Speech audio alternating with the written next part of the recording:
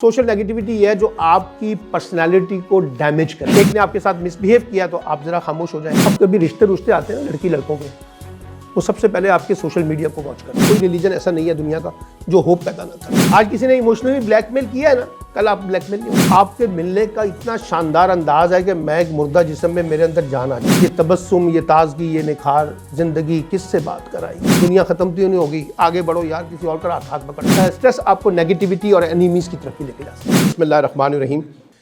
एक अमूमी मसला लोगों को ये रहता है, हम बहुत ज़्यादा सोचते हैं और बाज़ औक़ात सोचते हुए बहुत डेप्थ में चले जाते हैं, गहराई में चले जाते हैं और बाज़ औक़ात उस गहराई में जाकर उलझ जाते हैं। ऐसा ही है ना, सोचते हैं, डेप्थ में जाते हैं और उसकी गहराई में जाकर अपने आप को उलझा देते हैं। हम कहते हैं कि देखो ये लोग वो हैं जो बहुत ज़्यादा सोचते हैं, अमल नहीं करते। और जब हम बहुत ज़्यादा सोचते हैं तो हमें उसका कोई वे फॉरवर्ड नज़र नहीं आ रहा होता। मतलब एक से ज़्यादा ऑप्शंस आते हैं ना हमारे जहन में, तो हम उसमें परेशान हो जाते हैं। ये करें, ये ना करें, वो करें, कोई इस तरह की चीज़ें में आ जाती हैं। पहली बात जहन में रखिएगा कि जो सोचना है ये ब्लेसिंग है, ये ब्लेसिंग है। अगर आप सोचेंगे नहीं तो आप तो एक डेड बॉडी है, आप तो कोई उसकी हरकत ही नहीं है उसकी। तो सोचने से कभी ना घबराइए। सोचना आपका एक नेचुरल फिनोमेना है, अच्छा या बुरा, अभी इस बहस में नहीं जाते। सोचना है, थिंकिंग करनी है, सोच विचार करनी है, ठीक है ना। ये अगर आपकी लाइफ में नहीं है तो फिर तो आप कुछ भी नहीं कर सकते। आप अपनी नॉर्मल लाइफ, अपनी रोज़मर्रा की लाइफ, अपने पर्सनल मामलात, अपने इमोशनल मामलात, अपने पॉलिटिकल मामलात, अपने प्रोफेशनल मामलात, अपने फैमिली मैटर्स, जहाँ भी जाके आप सोच विचार करते हैं तो ये एक पॉजिटिव थिंकिंग है। इसमें जो चीज़ हमें समझनी है वो जो आपने लफ्ज़ इस्तेमाल किया, ओवर थिंकिंग। देखिए बाज़ औक़ात जो हमारे अंदर से पहली आवाज़ आती है ना, पहली आवाज़ आती है, उसको बुनियाद बनाएं और आगे बढ़ें, स्टे ना करें। बहुत ज़्यादा जब आप स्टे करते हैं तो ओवर थिंकिंग का शिकार हो जाते हैं। डाउट्स, डर, खौफ, झिझक, ये जो चीज़ें ना, ये इंसान को आगे बढ़ने से रोकती हैं, इनिशिएटिव लेने से रोकती हैं। तो अगर आपने सोचा है और एक माइंड के अंदर एक चीज़ आ गई है तो लेट्स मूव। अच्छा, अब अगर आपने कुछ चीज़ सोची है और आप दूसरे से मशवरा करने चले गए, वालिदैन से, टीचर से, दोस्तों से, बहन भाइयों से, कि जी मैं इस तरह सोच रहा हूँ, वो आपको एक और नई डायरेक्शन बता देता है, आपकी सोच से हटके एक और नई सोच की तरफ ले जाता है। फैसला फिर भी आपके अंदर का वो आएगा, आपकी अंदर की सोच क्या कहती है। अगर आपको उसकी सोच मुतासिर करती है और वो आपके अंदर ट्रांसलेट होती है तो डू दैट।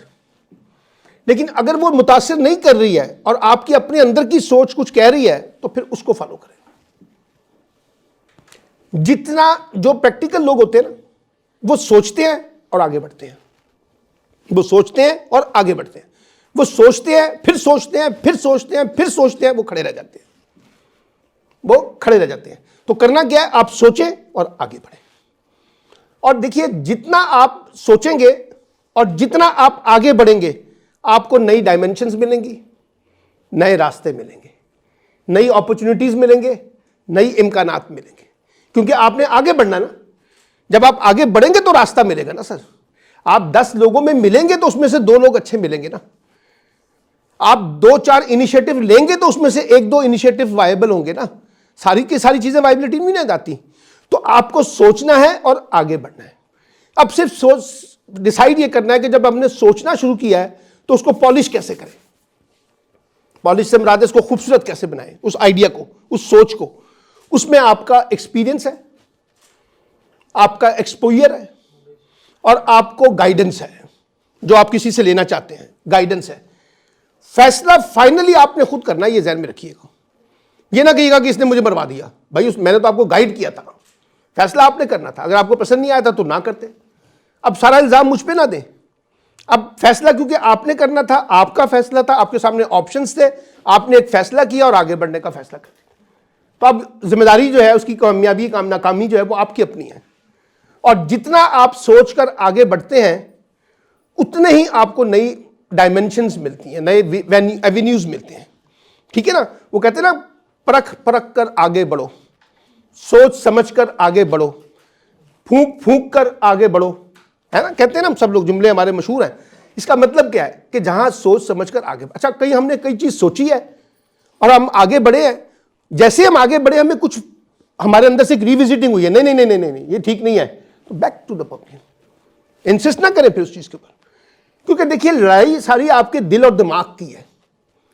अच्छा बाज़ औक़ात इसमें एक और प्रॉब्लम आ जाता है, दिमाग कुछ कहता है और दिल कुछ कहता है, और मारे जाते हैं हम दिल के हाथों, क्योंकि इमोशनल है ना इंसान बुनियादी तौर पे, तो दिल के फैसले जो हैं वो बाज़ औक़ात मुश्किल फैसले बन जाते हैं। तो वो दिल और दिमाग के दरमियान भी एक कशमकश चल रही होती है, करूं ना करूं, करूं ना करूं, करूं कहता है दिल, ना करूं दिमाग। अब इसमें किसने डोमिनेंट होना है, किसी एक ने तो होना है, या दिल ने होना है या दिमाग ने होना है, होने दें जिसको भी होता है, करें। मिस्टेक होगी ना, गलती होगी ना, रिविजिट करें। गलतियों से नहीं घबराना, इनिशिएटिव से नहीं घबराना, प्रोसेस से नहीं घबराना, क्योंकि उसमें ऑप्शन क्या है, रिविजिटिंग का। एक चीज गलत हो गई है मुझसे, मैं इंसान हूं, मैं इतने तजर्बे करूंगा लाइफ में, कुछ चीजें नहीं काम कर सकेंगी, मुझे वापस आना है, तो मैं उसे लर्न करूं और फिर वापस आ जाऊं। तो ये जो हम कहते हैं ना ये बंदा बहुत पढ़ाकू है, ये बहुत पढ़ाकू है, वो काम का बंदा नहीं होता, पढ़ता ही रहता है, पढ़ता ही रहता है, पढ़ता ही रहता है, उसको ट्रांसलेट ही नहीं करता। हम कहते हैं ये बड़ा सोच विचार वाला आदमी है, मुफक्कर आदमी है, दानिश्वर आदमी है, सोचता बहुत है, सोचता बहुत है, अमल कुछ नहीं करता। ये लिखता बहुत है, लिखता बहुत है, लिखता बहुत है, बोलता कहीं नहीं है। ये बोलता बहुत है, बोलता बहुत है, लिखता कहीं नहीं है। तो आपने एक प्रैक्टिकल प्रैग्मेटिक सिचुएशन के अंदर रह के अपने आप को ट्रांसलेट करना है।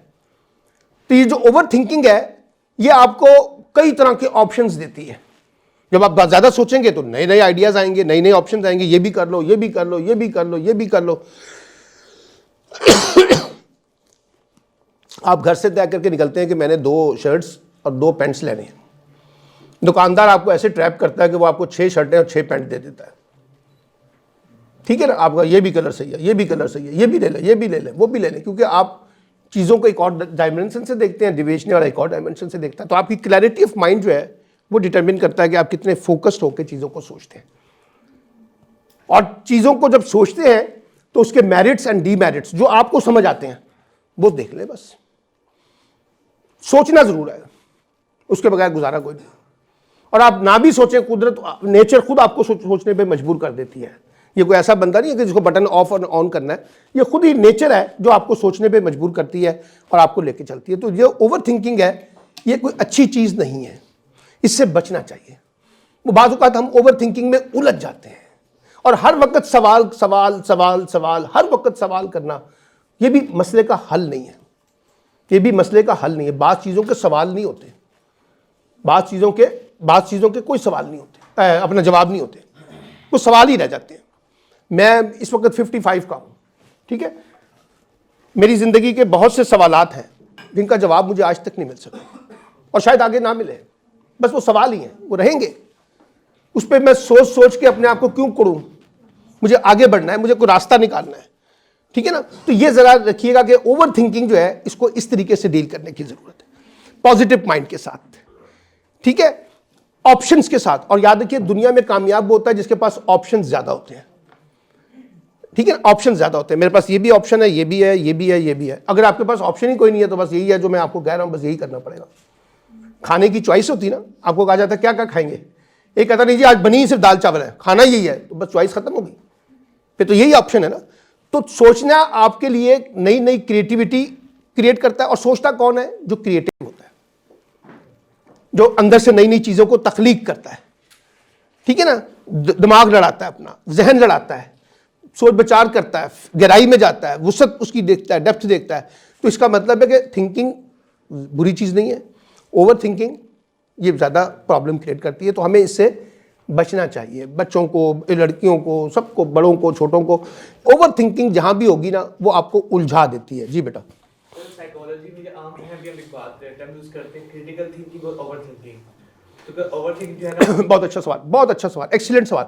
मैं समझ गया आपकी बात। आप ये पूछना चाह रहे हैं कि ओवर थिंकिंग में और क्रिटिकल थिंकिंग में क्या फर्क है? सर मनी सवाल हाँ, सर ये है कि हम उसके नताइज को भी देखें या बस जैसा हमने का इनिशिएटिव लिया कर गुजरे। ठीक, थैंक यू बेटा, बहुत अच्छा सवाल। क्या नाम है तुम्हारा? हारिस अब्दुल हारिस। कौन सी यूनिवर्सिटी से हो? पंजाब यूनिवर्सिटी कौन से डिपार्टमेंट? साइकोलॉजी। तभी साइकोलॉजी का सवाल पूछा ना। अच्छा, ये देखिए, मैं दोनों फर्क बता देता हूँ बेटा।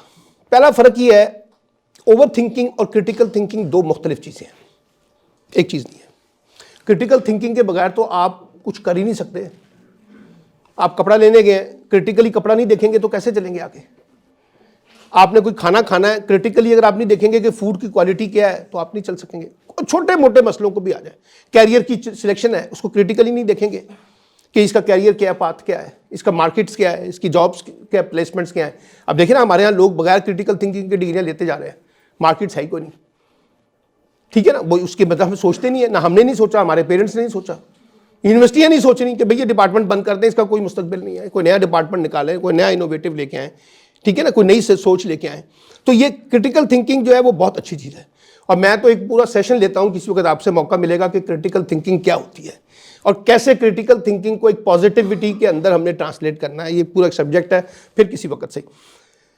अब आपने कहा था कि नतीजा, देखिए जब आप मिसाल के तौर पे आपने यहां से एक चीज एक्शन है, ये बोर्ड मार्कर ही है ना, हाँ ये एक्शन है, यहां पे आपने एक चीज सोची है, ठीक है, ये आपने अज्यूम किया है रिजल्ट,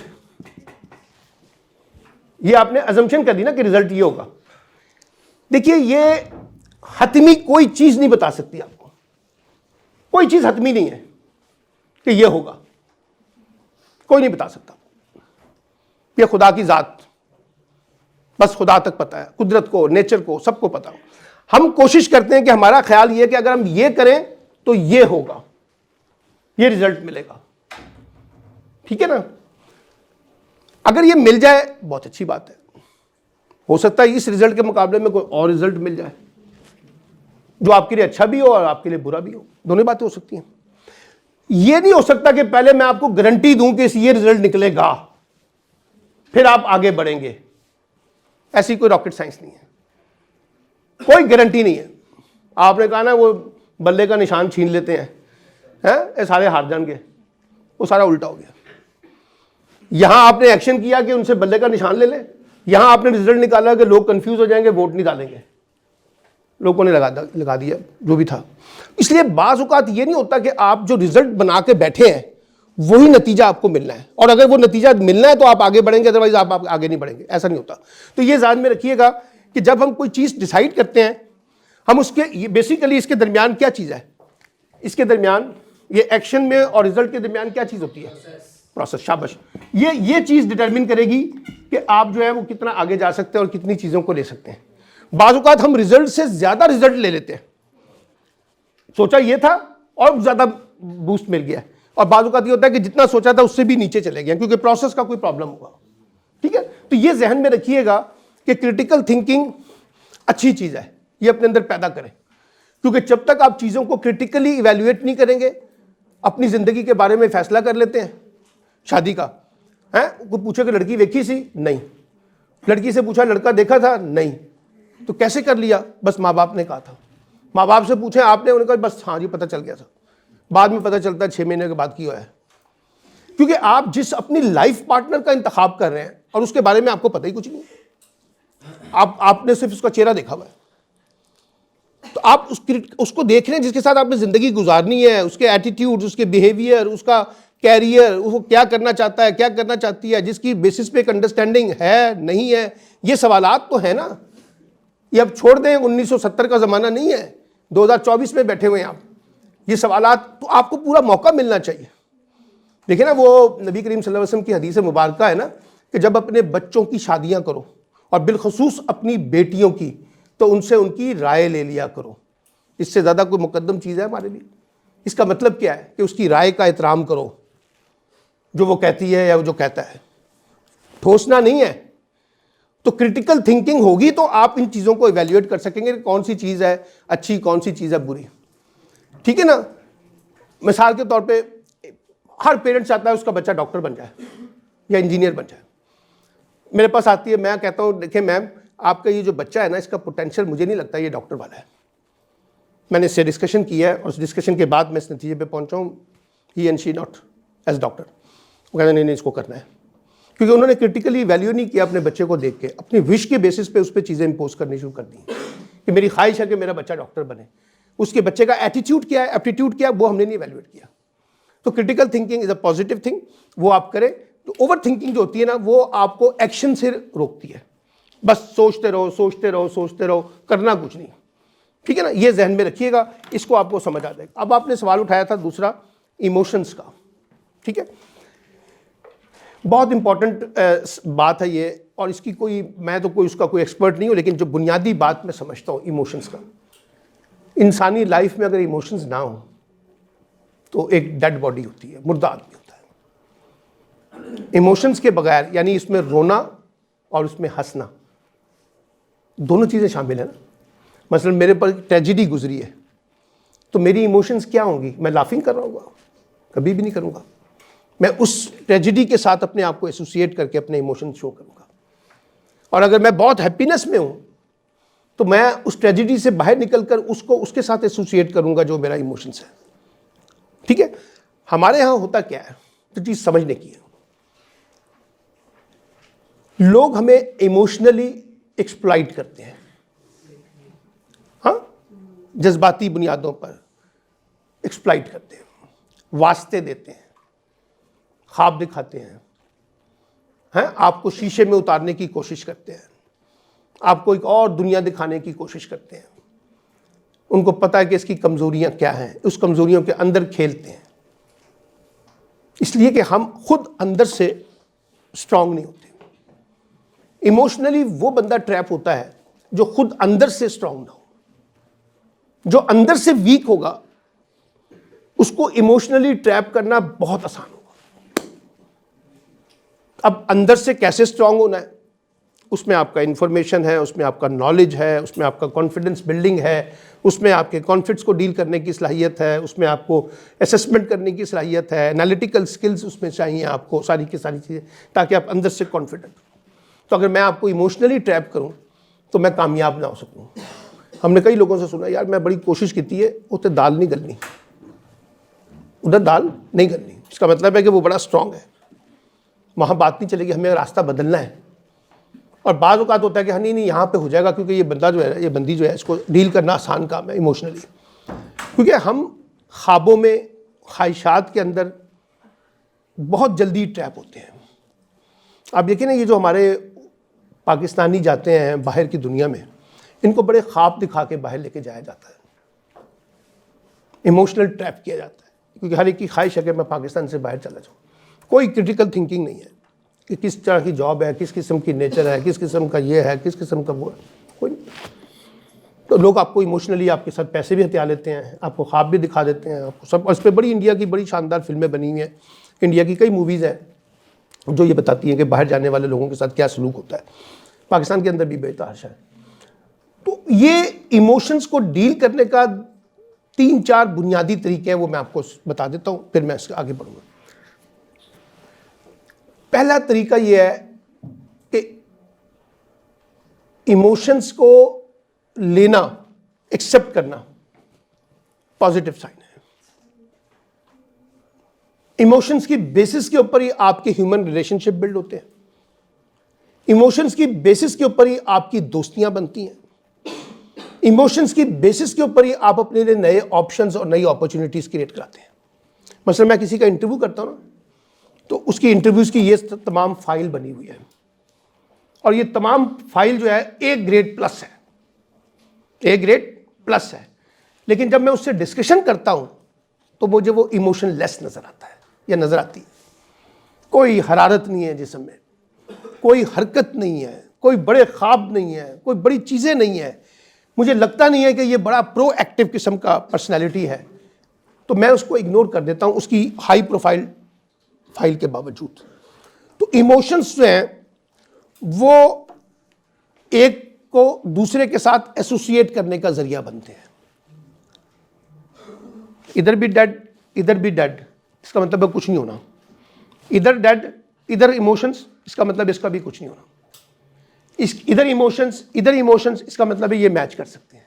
ये सिंपल सी थ्योरी है। सिर्फ हमें ये देखना है कि हम इमोशंस के साथ अपने आप को जज्बातियत से कितना बाहर निकाल कर लॉजिकल फ्रेमवर्क में आ सकते हैं, बस इतना सा फर्क है। इमोशंस की भी ज़रूरत है और लॉजिक की भी ज़रूरत है। दोनों के दरमियान खेल करना आप आगे बढ़ सकते हैं, तो आप आगे बेहतर तरीके से डील कर सकेंगे। सिर्फ लॉजिक सहारा नहीं देती, इमोशंस भी सहारा देते हैं। सिर्फ इमोशन सहारा नहीं देते, लॉजिक भी साथ देती है। तो दोनों के दरमियान बैलेंस को जो पैदा करना है वो चीज़ों को लेके आएगा। अच्छा, वो कैसे होगा? अगर आपका एक्सपोजर ही ना हो, आपका एक्सपोजर ही नहीं है लोगों को डील करने का, तो लोग आपको बड़ी जल्दी एक्सप्लॉइट कर देंगे, इमोशनली ब्लैकमेल कर देंगे, बड़ी आसानी से करेंगे, क्योंकि आपको एक्सपोजर ही नहीं है। अगर आपने घाट का पानी पिया हुआ है और लोगों से आपकी सोशलाइजेशन बहुत है, आप लोगों से मिलते हैं, जुलते हैं, जुड़ते हैं, बैठते हैं, तो आपको अंदाज़ा होगा ना, आपको अंदाज़ा होगा कि भाई ये चीज़ें जो है ये तो लोग इस तरह से ही ट्रैप करते हैं। मैं नहीं बाज आने वाला इसके साथ, या नहीं मैं बाज आने वाली, इसलिए कि आपका एक्सपोजर, आपका एक्सपीरियंस, फिर आपका नॉलेज जो आपके पेरेंट्स से आपको मिलता है, जो आपके टीचर से आपको मिलता है, जो आपको सोसाइटी से मिलता है, उसकी बेसिस पे भी आप डिसाइड कर लेते हैं कि किस तरह से मुझे बिहेव करना और किस तरह से मैंने बिहेव नहीं करना। ये जो हम अपने आप को मुकम्मल विड्रॉल कर लेते हैं ना दूसरे के ऊपर, है अपने आप को मुकम्मल आपने विड्रॉल कर लिया दूसरे पे, तो सर फिर आपका इमोशनल ब्लैकमेलिंग जो है ना, आपने खुद इनवाइट किया, खुद आपने उसको इनवाइट किया कि जी आइए मैं आपके सामने एक ताबूत के तौर पे खड़ा हुआ हूँ, टैबू के तौर पे खड़ा हुआ हूँ, करें मुझे जितना इमोशनल ब्लैकमेल करना है, क्योंकि मैंने तो आपको अपने ऊपर, ठीक है ना। ये जो इश्क और मशूकी का जो खेल होता है ना, इसमें सारा खेल ही होता है विड्रॉल। 1% विड्रॉल हो जाता है। जब विड्रॉल हो जाता है तो दूसरे के हाथ में जो है ना कमांड आ जाती है, फिर वो आपको अच्छी तरह रगड़ता है और ऐसा रगड़ता है कि आपको आंसू निकलवा देता है। वो ये चीज़ है। तो ये विड्रॉल वाली पॉलिसी नहीं होनी चाहिए। आप खड़े हुए हैं सर, आपकी अपनी पर्सनैलिटी है, आपकी अपनी सोच है, अपनी थॉट्स हैं, अपनी आइडियोलॉजी है, अपनी फिक्र है, उसके ऊपर खड़े हुए।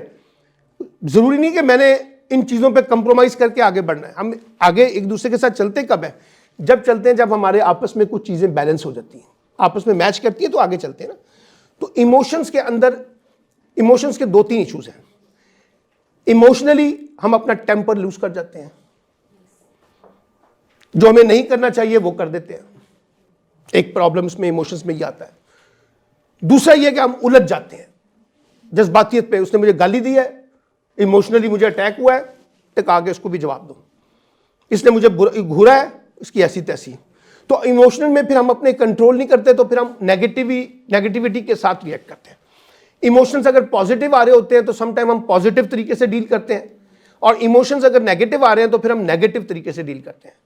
एक अच्छे में और बुरे इंसान में फ़र्क क्या होता है? एक अच्छा इंसान और बुरे इंसान में अगर मैं आपसे पूछूं कि फ़र्क क्या है, तो आप क्या कहेंगे? एक अच्छा शख्स है वो अपने इमोशन को कंट्रोल करना चाहता है, अगर कोई उसके साथ बुरा भी करे तो वो पोलाइटली। देखिए ना, एक बुरे इंसान ने एक एक्ट किया है, बुरे इंसान ने एक एक्ट किया है, और आपने भी उसका जवाबी वार उसी तरीके से दिया है, तो उसमें फ़र्क क्या पड़ा है? उसमें फ़र्क सिर्फ ये हुआ कि पहले उसने इनिशिएट किया था, बाद में आपने कर दिया। बोथ आर सेम पेज, ठीक है।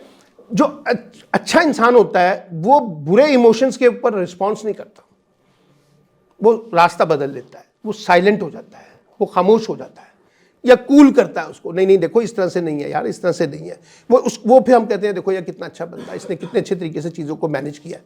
तो इमोशंस के अंदर बाज़ औक़ात हम जो है ना कॉन्फ्लिक्ट्स में फंस जाते हैं, उलझ जाते हैं, टकराव पैदा करते हैं, तनाव पैदा करते हैं, रिश्ते ख़राब करते हैं इमोशंस के अंदर। और इसी कॉन्टेक्स्ट में बाज़ औक़ात हम इतने ज़्यादा एक्सप्लॉइट हो जाते हैं कि लोग हमें अपनी प्राइस के ऊपर लेके चलना चाहते हैं, अपनी एजेंडे के तहत खेलना चाहते हैं, अपने शराइत के ऊपर, कंडीशन पे, हैं मैं इस शर्त पे खेलूंगी पिया, हैं वो इस शर्त पे वो होगा, सारा का सारा शर्त मेरी होगी, क्योंकि आपने विड्रॉल कर लिया ना। जब आपने विड्रॉल कर लिया तो आपने अपने आप को उधर फेंक दिया, अब मैं जैसे मर्जी आपको इस्तेमाल करूं। तो ये याद रखिएगा कि इमोशंस के बारे में, इमोशंस आपको कोई इंटेंशन देती है, कुछ करने की तरफ मजबूर करती है इमोशंस।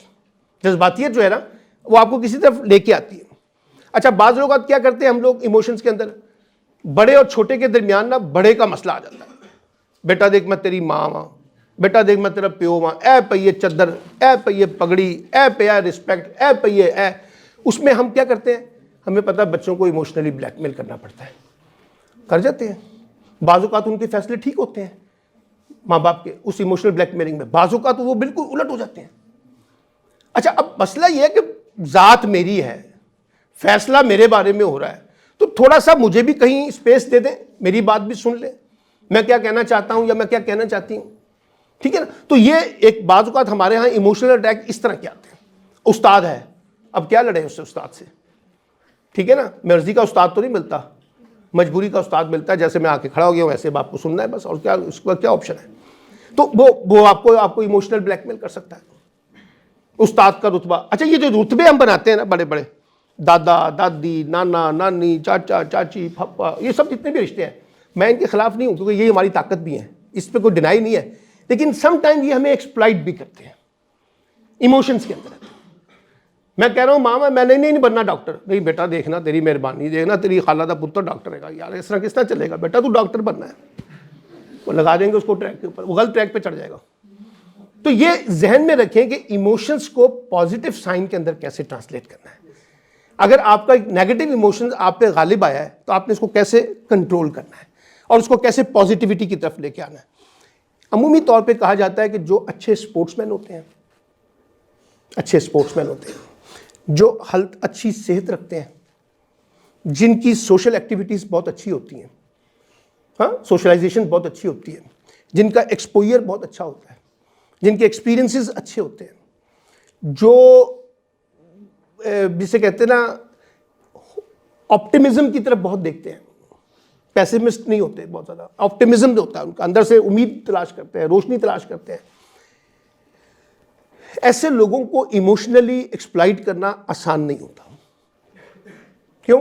कि ये जो है ना, ये वाला पार्ट ये चल रहा होता है।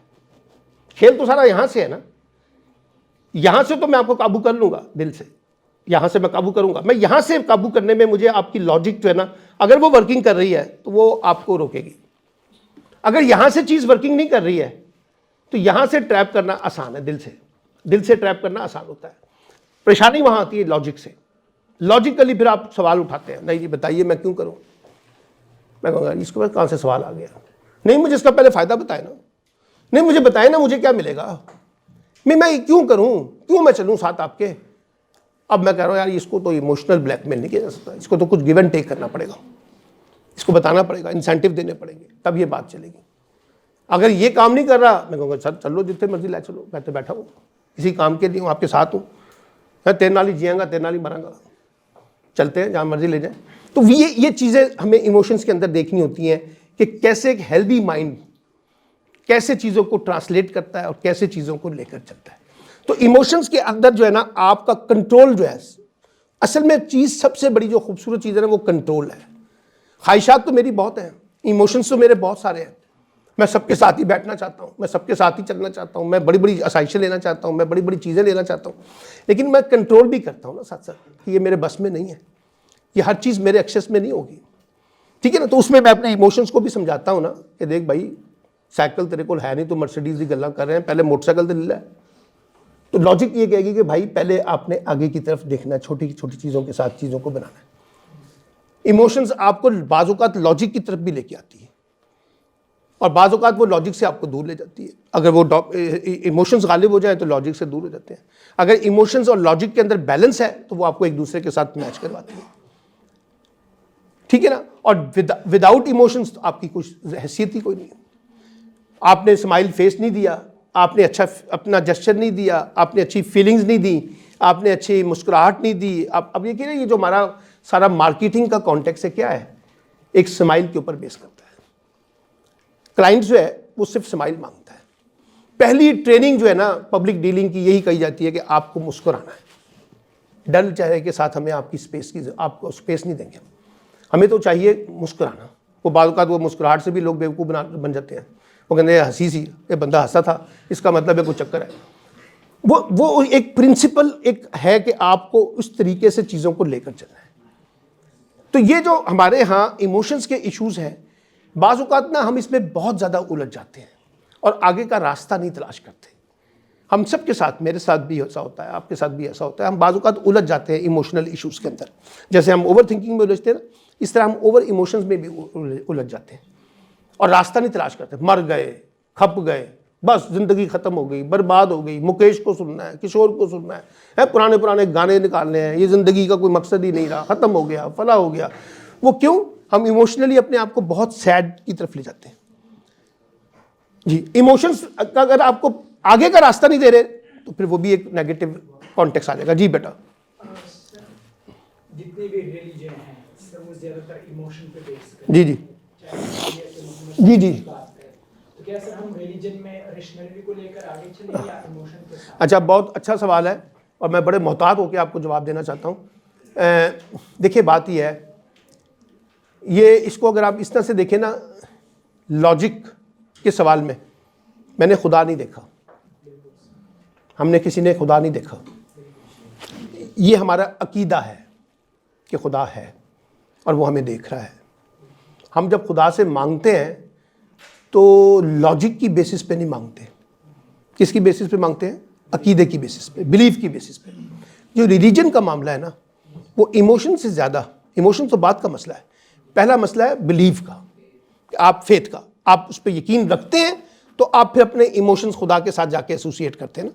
जब मुझे मुश्किल आएगी तो मैं खुदा की तरफ देखूंगा, खुदा का शुक्र अदा करूंगा, फलां करूंगा, वो भगवान हो सकता है, वो ये जो भी उनके अपने अपने मज़ाहिब के जो भी खुदा हैं उनके साथ होगा। तो पहला तो बिलीव का इशू है। अगर आप कहेंगे ना कि जी मुझे पहले खुदा दिखाओ फिर मैंने मुसलमान होना है, तो वो कोई नहीं दिखा सकता, ठीक है ना। ये बस आपको उस अकीदे की बेसिस के ऊपर आगे चलना है। तो ये इसलिए बाज़ों का जब हमारे यहाँ नॉन रिलीजियस पीपल जो होते हैं, मुस्लिम नहीं, हर तरह के जो रिलीजियस नॉन होते हैं, वो ये कहते हैं ना कि वो हम तो लॉजिक से सोचते हैं, जो चीज़ हमें नज़र आती है हम उसको देखते हैं। तो बाज़ों का उनकी अपनी एक थ्योरी है, वो देखते रहें, लेकिन बाज़ों का वो लॉजिकली कुछ चीज़ों को प्रूव भी कर देते हैं। बहुत सी चीज़ें उन्होंने प्रूव की हैं कि जी ये बिल्कुल ठीक है, रिलीजन में ये बात जो है ना समझ आती है, इसकी कोई बेस्ड है। मसलन मैं आपको छोटी सी बताऊँ, आप अपनी लाइफ से होप ख़त्म कर दें, उम्मीद ख़त्म कर दें, और आप एक मोची के जो जूते सीने वाला है उसके बेटे या बेटी हैं, और आपको पता होगा मेरा बाप क्योंकि ये अब तो सारी ज़िंदगी मैंने भी यही करना है, ख़त्म होगी बात। होप क्या कहती है? नहीं, मैंने अपने आप को भी बदलना है, अपने पेरेंट्स को भी बदलना है, अपनी फैमिली को भी बदलना है। अगर मैं उसमें से होप निकाल दूं तो आपका तो आगे बढ़ने का सारा अमल ही ख़त्म हो गया। और हम जो अपनी ज़िंदगियों में तब्दीलियाँ लेके आते हैं, छोटे से बहुत छोटे से उठते हैं, छोटे छोटे घरों से निकल के बड़े बड़े घरों तक जाते हैं, ठीक है ना। तो इसका मतलब है कि जो होप होती है, और ये हर रिलीजन पैदा करता है, कोई रिलीजन ऐसा नहीं है दुनिया का जो होप पैदा ना करे। मैंने क्योंकि मुस्लिम रिलीजन को ज़्यादा पढ़ा है तो वो ज़्यादा होप पे बात करता है, उम्मीद पे बात करता है। तो ये याद रखिएगा कि अकीदे के दरमियान और लॉजिक के दरमियान हमेशा से टकराव रहा है और वो रहेगा, ताहयात रहेगा। वो यकीन का मसला है, मेरा यकीन का मसला है, इसलिए मुझे अब लॉजिकली ना मुझसे डिबेट करें, मैं ऐसे कंफ्यूज हो जाऊंगा और आपके साथ उलझ जाऊंगा, लड़ाई हो जाएगी, तनाव आ जाएगा। जब मेरा अकीदा है तो फिर आप मुझसे क्यों उलझ रहे हैं? तो ये लॉजिक का सवाल नहीं है। लॉजिक का सवाल होगा तो पहले आप और मैं तय करेंगे हाँ जी हम लॉजिकली प्रूव करते हैं, वो उसमें नहीं प्रूव होता। इस तरह की कुछ चीज़ों को देखने की ज़रूरत है, ठीक है जी। तो ये मैं कह रहा था कि इमोशंस को कैसे हैंडलिंग करनी है, असल में आर्ट ये है। आपके पास पॉजिटिव नेगेटिव दोनों किस्म के इमोशंस आते हैं, असल इशू हैंडलिंग का है। अच्छा, हैंडलिंग भी जो है ना, ऐसा कोई टीका नहीं है बाजार में मिलता है जो मैं आपको लगाऊं और उसके बाद आप कल से हैंडलिंग ठीक कर देंगे, नहीं होगी। हैंडलिंग भी किससे ठीक होती है? प्रोसेस के तहत। आज गलत हो रही है, कल ठीक हो जाएगी। आज सीखा है ना, कल गलती नहीं करेंगे। आज किसी ने इमोशनली ब्लैकमेल किया है ना, कल आप ब्लैकमेल नहीं होंगे, ठीक है। एक प्रोसेस के तहत आप लर्न करते हैं, प्रोसेस के तहत। कोई चीज़, मैंने अपनी ज़िंदगी में बेशुमार गलतियाँ की हैं, हम सब ने अपनी अपनी ज़िंदगियों में कई गलतियाँ की हैं। अगर आज अपने आप को रिकॉल करें तो हमें आपसे पूछे ना कि आप अपनी 5 बड़ी मिस्टेक्स बताएं, तो आप अभी बताएंगे कि जी 4-5 मिस्टेक्स हमसे हुई हैं लाइफ में। मुझे नहीं बताएंगे पब्लिकली, किसी पर्सनल किसी को बता देंगे, हुई ज़रूर है सबसे, तो उससे हमने लर्न ही किया ना। और अगर हम उसी गलतियों के ऊपर दोबारा गलतियां करते जा रहे हैं तो फिर वो हमारा फेलियर है। तो ये याद रखिएगा कि जो इसको डीलिंग है ना, वो इंपॉर्टेंट है। जब आप अपने आप को लूज करते हैं तो मैं आपको और लूज करता हूं।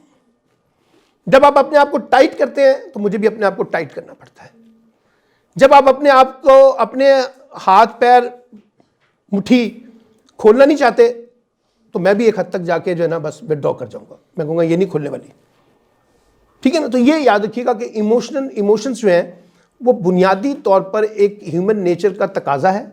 सिर्फ इसकी हैंडलिंग जो है ना वो हमसे कई तकाजे करती है, और वो हमारे एक्सपोजर और हमारे एक्सपीरियंसेस के साथ होता है, और उसमें हम चीज़ों को डील करते हैं। और बाज़ औक़ात जंगें जो है ना, यानी रिलेशनशिप्स जो हैं, वो सिर्फ इमोशंस की बेसिस पे जीती जाती हैं, सिर्फ इमोशंस की बेसिस पे। मसलन आपका अच्छा बर्ताव, आपके मिलने का इतना शानदार अंदाज है कि मैं एक मुर्दा जिस्म में मेरे अंदर जान आ जाती है। ये तबस्सुम, ये ताजगी, ये निखार, ज़िंदगी किससे बात कराई है। यानी बाज़ औक़ात ये एहसास होता है, यानी आप बहुत उदास होकर बैठे होते हैं, आप बहुत डल होते हैं, आपके अंदर की होप ख़त्म हो रही होती है, आपको सब कुछ पता नहीं चल रहा होता। अचानक एक करैक्टर ऐसा आता है आपकी लाइफ में कि वो आपके मुर्दा जिस्म के अंदर एक हरारत जान पैदा करता है, ठीक है ना। तो इसका मतलब है कि उसका इमोशन जो है ना वो बहुत, आपने वो फिल्म देखी ना, वो जो क्या नाम है, मुन्ना भाई MBBS, वो सारी क्या है, उसने एक नई थ्योरी जनरेट की। और मेरे पास भी ये फर्स्ट टाइम आई लर्न, मैंने उसी फिल्म से लर्न किया था कि दवाई और डॉक्टर से ज़्यादा, दवाई डॉक्टर और नर्स से ज़्यादा इंपॉर्टेंट जो है उनके एटीट्यूड्स होते हैं। और बस तुम्हें मैं कह रहा हूँ ना, तुम्हें कुछ नहीं होने वाला, खड़े रहो, शाबाश, बेहतरीन, खड़े हो जाओ, शाबाश, चलो उठो, कुछ नहीं होने वाला, घबरा गए हो, मैं तुम्हारे साथ हूँ ना। ये बड़ी ज़बरदस्त बात है पेशेंट के लिए। पेशेंट के साथ सोशलाइजेशन करना बड़ी इंपॉर्टेंट बात होती है। तो बाज़ औक़ात आप किसी मुर्दा जिस्म के अंदर जान डालते हैं, और बाज़ औक़ात अपने एटीट्यूड से एक जानदार जिस्म के अंदर मुर्दापन पा डाल देते हैं। वो इतना फेडअप होता है आपसे इतना फेडअप होता है कि वो कहता है चलो छड्डो, खुदकुशी कर लेता हूँ, ठीक है। तो ये याद रखिएगा कि आपके बाज़ औक़ात इमोशंस का इस्तेमाल जो है वो लोगों को खड़ा करता है, और बाज़ औक़ात वो इमोशंस का इस्तेमाल लोगों को, खड़े लोगों को बैठने पे मजबूर कर देता है, वो आपके साथ नहीं होते, ठीक है। तो ये एक फ़र्क जो है जिसको हमें देखने की ज़रूरत है। आपने कहा था होपलेसनेस, अच्छा ये एक बड़ा अच्छा पॉइंट है। जैसे दुनिया में होप है ना, इसी तरह से होपलेसनेस भी है। बाज़ औक़ात हम बिल्कुल बेबस हो जाते हैं। हमारा प्यारा जब दुनिया से जा रहा होता है तो हमारा सारा इल्म, सारा पैसा, सारी डॉक्टरी, सारी साइंस वहाँ फेल हो जाती है ना, हम बिल्कुल होपलेस हो जाते हैं, डिज़ास्टर आ जाते हैं, होपलेस हो जाते हैं, ठीक है, अर्थक्वेक आ जाते हैं, होपलेस हो जाते हैं, और कई तरह की चीज़ें होपलेस हो जाती हैं। अब सवाल सिर्फ ये है कि इस होपलेस से निकला कैसे जाए। तो निकलने का एक ही रास्ता है, वो है कि मैंने फाइट करनी है, मैंने लड़ना है, नंबर 1। नंबर 2, इस लड़ाई में मुतबादल ऑप्शन ढूंढना है, इस लड़ाई का मुतबादल ऑप्शन ढूंढना है। इसमें नहीं कैद हो जाना, जिसमें मैं नाकाम हो गया हूं ना, इससे नहीं निकलना। देखिए ना, दुनिया में जब हमारे अजीज़ जाते हैं तो पहला महीना बड़ा ज़बरदस्त किस्म की सैडनेस का होता है, फिर आहिस्ता आहिस्ता एक नॉर्मलाइजेशन शुरू होती है, एक्सेप्टेंस होनी शुरू हो जाती है कि सबने जाना है, वो भी चला गया है। फिर एक्सेप्टेंस होती है, जब वो एक्सेप्टेंस होनी शुरू होती है फिर आप एक नॉर्मलाइजेशन की तरफ आना शुरू होते हैं, फिर आप उसी तरीके से बिहेव करना शुरू कर देते हैं जैसे सोसाइटी में आप बाकी तरीके से बिहेव कर रहे होते हैं। फिर आपके रिलेशंस बदल जाते हैं, फिर आप बाकी चीज़ों को बदल लेते हैं। क्यों? आपने उस होपलेसनेस का इलाज एक नई होप के अंदर तलाश किया है, ठीक है। तो ये जो होपलेस है, ये बुनियादी तौर पर इंसान को खोखला कर देती है, मफलूज कर देती है, पैरालाइज्ड कर देती है, कुछ ना करने की तरफ आपको लेके जाती है। छड्डो यार, तो कुछ नहीं हो सकता, पाकिस्तान में कुछ नहीं हो सकता, और नौकरी मिलनी ही नहीं है, छोड़े, 10 जगह गए हैं ना, नहीं मिलनी, अब 11वीं जगह नहीं जाएंगे तो अब आप अपने लिए खुद ही मसाइल पैदा कर रहे हैं। हो सकता है 11वीं जगह पे आपके लिए ऑप्शन दिखाओ। वो जो होप है ना, वो आपको मोटिवेट करती है, जाओ जाओ, आगे बढ़ो, आगे बढ़ो, आगे बढ़ो। और ये लड़ाई जो है ना, होप और होपलेसनेस के दरमियान आपकी टिल द डेथ चलती रहती है, ख़त्म नहीं होती। बच्चों के बारे में, आज बच्चा इस तरह से बिहेव कर रहा है, आप बड़े होपलेस हो गए इस बच्चे के बारे में। सर पता नहीं क्या ऐसा जादू हुआ है कि वो ये बच्चा जो है वो ठीक भी हो गया, उसके एटीट्यूड्स ठीक हो गए, उसका पढ़ने की तरफ रुझान आ गया, उसका कैरियर बन गया। हमने अपनी ज़िंदगी में जिन बच्चों को नालायक बच्चा कहा था ना, परफॉर्म उसी ने किया है, और जिसको हमने लायक बच्चा कहा था ना, वो पीछे रह गया। और बेशुमार मसाइल है उसके। दुनिया एवरेज लोगों की है, दुनिया बहुत ज़्यादा टॉप लोगों की भी नहीं है, और दुनिया बहुत ज़्यादा बिल्कुल नीचे वाले लोगों की भी नहीं है। दुनिया एक मिड लेवल की जो है ना, दरमियाने एवरेज के लोग हैं। उनकी वजह क्या है? वो जल्दी से ना फ्लेक्सिबल हो जाते हैं, जैसे उनको मोल्ड करना हो ना, वो मोल्ड हो जाते हैं। इधर वाला भी मोल्ड नहीं होता, उधर वाले में सलाहियत नहीं होती। ठीक है ना, मैं तो इतना पढ़ के आया हूँ, अब मैं ये जॉब करूँगा? नहीं, कभी नहीं करूँगा मैं, मुझे वही वाइट कॉलर जॉब चाहिए। तो उसको नीचे लाना मुश्किल है। इस वाले को जहाँ मर्जी एडजस्ट कर लें, वो हो जाएगा। ठीक है ना। तो ये याद रखिए कि जो होपलेसनेस है वो जहाँ इंसान को खोखला करती है, वहीं उसके आगे बढ़ने की जितनी भी पॉसिबिलिटीज़ है ना, उसको रोकती है। फिर आप घर बैठ जाते हैं। ठीक है, आप घर बैठ जाते हैं। आपको पता चला कि आप बीमार हैं मिसाल के तौर पे, और आपको पता चला कि आप एक सख्त बड़ी बीमारी का, कैंसर का मसला है, और लगता है कि मेरा स्टेज भी 3 या 4 है। ठीक है, अब आप घर बैठ जाएं मिसाल के तौर पे, अपने आप को काट लें और बैठ के रोम मातम करना शुरू कर दें, ज़िंदगी के दिन पूरा करना शुरू कर दें। एक ये है कि टिल माई डेथ, आखिरी सांस तक मैंने अपनी लाइफ को एंजॉय करना है, लोगों से मिलना है, जाना है, फला करना है, फाइट करनी है बीमारी से। तो जो लोग इस तरह से करते हैं, फाइट करते हैं, वो आखिर तक लेके भी चलते हैं, जितनी भी लाइफ उनकी बाकी होती है। तो ये जो मैं अभी आप यंग है ना, और हमारे यहाँ इर्द गिर्द बहुत सारे मसाइल पैदा हो गए हैं सोसाइटी के अंदर। कुछ छोटे मोटे मसाइल नहीं पैदा हो गए, बहुत मसाइल पैदा हो गए, इकोनॉमिकली भी, पॉलिटिकली भी, सोशली भी। मसलन मैं 6 दिन से परेशान हूँ, मेरा ट्विटर बंद है। ठीक है ना, मैं तो ट्विटर के बगैर रह ही नहीं सकता था, हर काम में तो मैं ट्विटर को इस्तेमाल करता था। तो मेरी अब फाइनेंशियल क्राइसिस नहीं है, मेरा दिमाग का क्राइसिस आपने पैदा कर दिया। मैं स्टेट को गालियाँ निकाल रहा हूँ सुबह शाम कि ये क्या बकवास है यार, आपकी पॉलिटिक्स के चक्कर में आपने हमारा ट्विटर बंद कर दिया है। अब दुनिया में हमारा जो कनेक्टिविटी का जो कॉन्टेक्स्ट है वो तो ट्विटर है। ठीक है ना, वो आपने ब्लॉक किया हुआ सारा का सारा। तो कई तरह के मसाइल हमारे यहाँ पॉलिटिकली, सोशली, रिलीजियस के कॉन्टेक्स्ट में, फिर वाराना कॉन्टेक्स्ट में आ जाते हैं, पर्सनल इशू आ जाते हैं, स्टेट्स के इश्यूज आते हैं, हुकूमतों के इश्यूज आ रहे हैं, जॉब्स वगैरह की इनसिक्योरिटीज़ आ रही हैं, बहुत सारी परेशानियाँ हैं। वो हमारे अंदर बिला वजह की होपलेसनेस पैदा करते हैं, और इसीलिए लोग पाकिस्तान छोड़ के जाना चाहते हैं। ये जो पाकिस्तान छोड़ रहे हैं ना, ये कोई खुशी से नहीं चाहते हैं, वो क्रेज़ था शुरू वाला। अब लोगों को पता है कि यहाँ सेटलमेंट नहीं हो पा रही, तो जाके बाहर कुछ निकाल के करने की कोशिश करते हैं। वो होपलेस हो जाता है। मुझे अगर अपने घर में पैसा मिल रहा हो तो मुझे क्या ज़रूरत है बाहर जाने की, रिश्तों को छोड़ के, फैमिलियों को छोड़ के। ठीक है ना, हमने तो देखे हैं ना, जो लोग हमारे फैमिली के अंदर जो लोग जाते थे 2-2 साल के बाद, 3-3 साल के बाद पाकिस्तान वापस आते थे। बच्चों से 3 साल बाद मुलाकात होती थी, बीवी से 3 साल बाद, माँ बाप से 3 साल बाद। वो मैंने इमोशनल मनाजर देखे हैं जिस वक्त वो मिलते थे सारे के सारे। ठीक है ना, क्या फीलिंग्स होती है। माँ बाप बैठा हुआ है दूर दराज, और वो बच्चे जो है यहाँ पे बैठे हुए हैं, एसोसिएशन ही नहीं बन पाती, बस डॉलर भेजो, दरम भेजो, पाउंड भेजो, रियाल भेजो। ठीक है, इस पे रिलेशनशिप है ना। वजह क्या है? यहाँ से वो होपलेसनेस ख़त्म होती है, तो लोग वहाँ जाते हैं दूसरा रास्ता। तो मैं ये कहना चाहता हूँ कि होपलेसनेस का मुकाबला भी होप के साथ ही हो सकता है। आप नई होप पैदा कर लें, नया रास्ता तलाश कर लें यार। अगर ये रास्ते में आपको रुकावट पेश आ रही है तो उसको अपनी होपलेसनेस ना बनाओ, उससे नया रास्ता तलाश करो, नया एवेन्यू तलाश करो, नया कैरियर तलाश करो, नए दोस्त तलाश करो, नई सोशलाइजेशन तलाश करो, नया इन्वायरमेंट तलाश करो। ठीक है ना, वो नया इन्वायरमेंट तलाश कर ले आप। ये इसलिए ज़रूरी है कि आपने आगे बढ़ना है। अगर आपने पीछे की तरफ रहना है और स्टक रहना है तो फिर आप स्टक ही रहेंगे उस होपलेसनेस के अंदर। तो ये मुकाबला है, जैसे वो कहते हैं ना, खुदा में और शैतान के दरमियान एक मुकाबला था। खुदा ने कहा कि मैं अपने बंदों को इस तरफ लेके चलूंगा, शैतान ने कहा कि मैं तुम्हारे बंदों को गुमराह करूंगा। ये लड़ाई है खुदा के दरमियान और शैतान के दरमियान। ठीक है, इसी तरह से होप के दरमियान और होपलेसनेस के दरमियान एक लड़ाई है। होपलेसनेस कहती है कि मैं लोगों को इतना डिप्रेसिव कर दूंगा, इतना डिप्रेसिव कर दूंगा कि ये कुछ करने के काबिल ना रहे। होप कहती है कि मैं लोग उन मुर्दा जिस्म में इतनी होप पैदा करूंगा, इतनी होप पैदा करूंगा कि ये चलने के काबिल हो जाएगा। तो मायूसी तो आती है, वो भी नेचुरल फिनोमेना है। मायूसी आती है, बेबसी भी आती है बाज़ औक़ात है। आपको लगता है कि बस सब कुछ हमारे हाथ से निकल गया है, ये आती है, ये इंसानी फीलिंग्स है, इसको आप डिनाई नहीं कर सकते।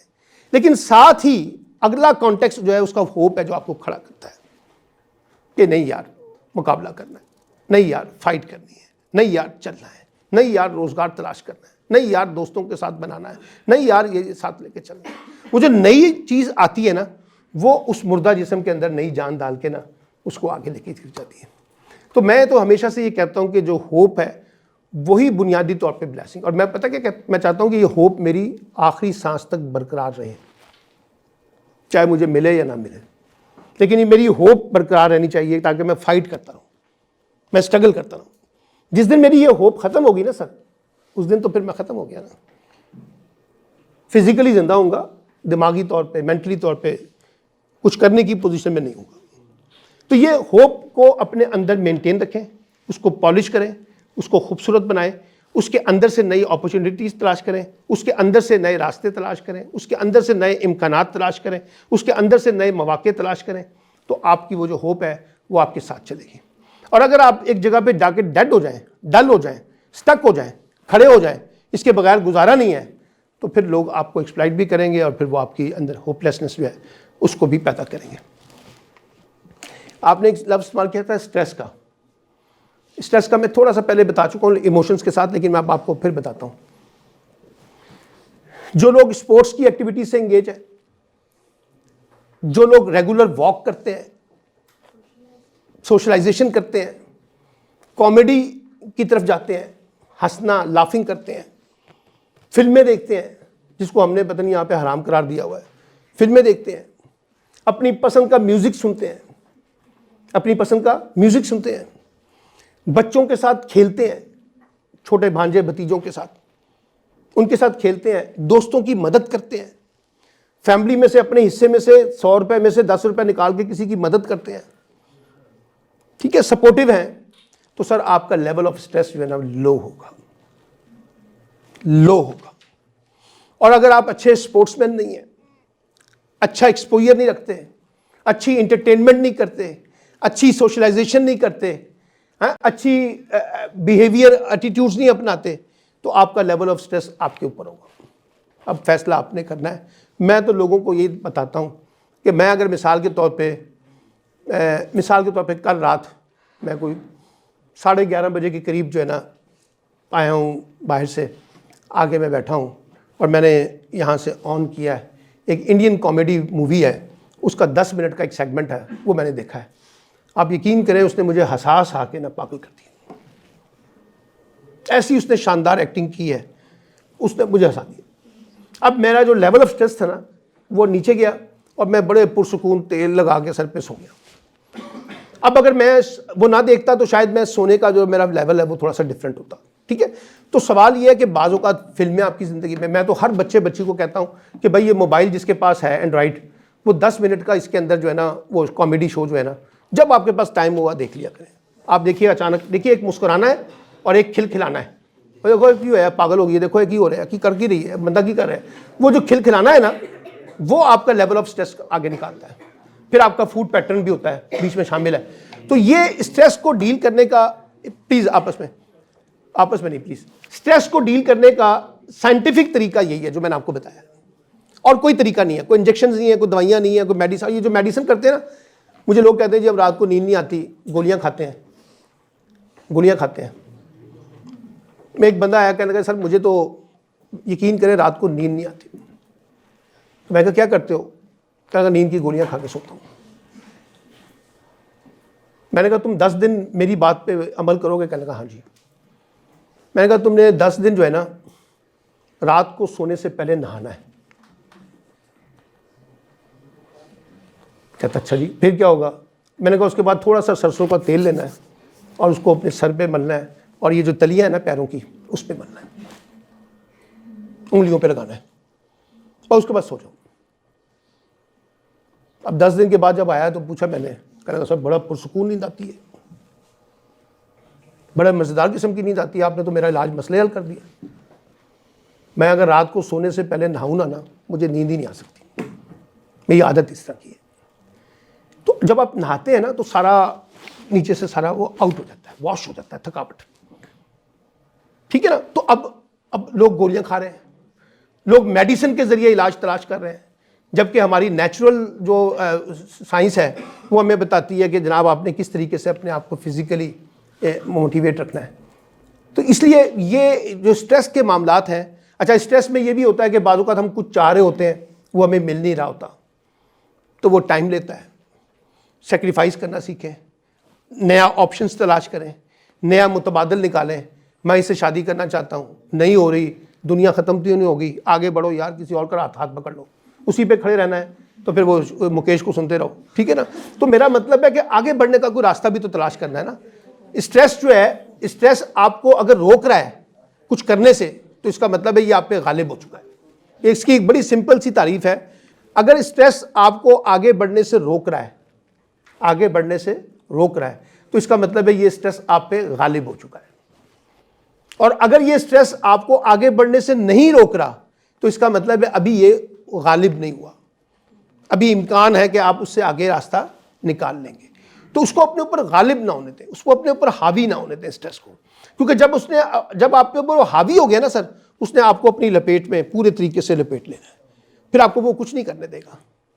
फिर आपको हो सकता है वो दो कामों पे तरफ उकसाएगा, या विड्रॉल की पॉलिसी पे कि विड्रॉल कर लो और खामोशी से लाताल्लुक होकर बैठ जाओ, दुनिया से कट जाओ, या वो आपको बगावत पे उकसाएगा कि तुम्हारी नाकामी का जिम्मेदार ये फला फरीद है, ये शौकत है, ये रेहाना है, ये फला है, सलमा है, इसको मारो, इससे बदला लो। अब मैं रोज़ बैठ के एक नया नया मनसूबा बनाता हूँ कि इसको कैसे लेट डाउन करना है, फिर वो नेगेटिविटी चला गया ना। तो स्ट्रेस आपको पॉजिटिव की तरफ भी लेके जा सकता है, स्ट्रेस आपको विड्रॉल की तरफ भी लेके जा सकता है, और स्ट्रेस आपको नेगेटिविटी और एनिमीज की तरफ भी लेके जा सकता है। फैसला आपने करना है बेटा, इसमें से कौन सा रास्ता आपने लेना है, और रास्ता वही है आगे बढ़ने का रास्ता। जिस तरह आप आगे बढ़ सकते हैं उतना आप आगे बढ़ने की कोशिश करें। स्ट्रेस हमारे साथ साथ चलेगा, स्ट्रेस हमारे साथ साथ चलेगा, ठीक है। मैं जब घर से सुबह निकलता हूँ, और आप लोग चले, मैं तो फिर भी ज़रा थोड़ा सा बेहतर हूँ, लेकिन मैं जब निकलता हूँ घर से बाहर और अगर रास्ते में पूरी तरीके से ट्रैफिक जैम हो जाए तो उसके बाद मेरी कैफियत जो है ना वो थोड़ा सा मुझे शुरू हो जाता है डिप्रेशन सा, ये क्या बकवास है, ये क्या बकवास है, अब वो मेरे पे गालिब हो रहा है क्योंकि ट्रैफिक जाम हो गई।